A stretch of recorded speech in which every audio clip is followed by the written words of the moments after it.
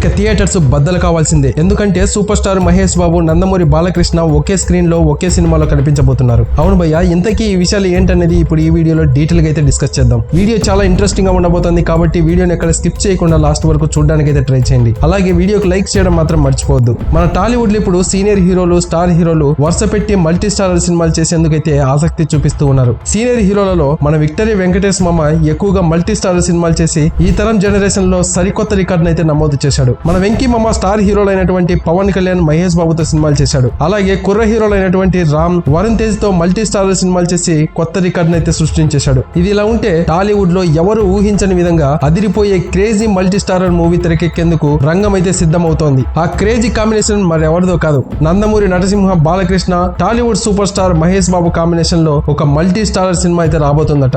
అసలు వినటానికి ఈ కాంబినేషన్ అదిరిపోయిందని చెప్పాలి. నిజంగా ఈ సినిమాని తెరకెక్కితే థియేటర్ల బాక్సులు బద్దలు కావాల్సిందే. మహేష్ బాబు, బాలకృష్ణ కాంబినేషన్ లో తెరకెక్కే ఈ సినిమా కోసం తాను పని చేయబోతున్నట్లు తమనైతే స్వయంగా చెప్పడంతో ఈ విషయం ఇప్పుడు టాలీవుడ్ లోనే సెన్సేషనల్ గా మారిపోయింది. కాకపోతే ఈ సినిమా ఏంటి అనే దానిపై అందరి చర్చ మొదలైంది. ప్రస్తుతం మహేష్ బాబు రాజమౌళి దర్శకత్వంలో భారీ ప్యాన్ వరల్డ్ సినిమాలు అయితే చేస్తున్నాడు.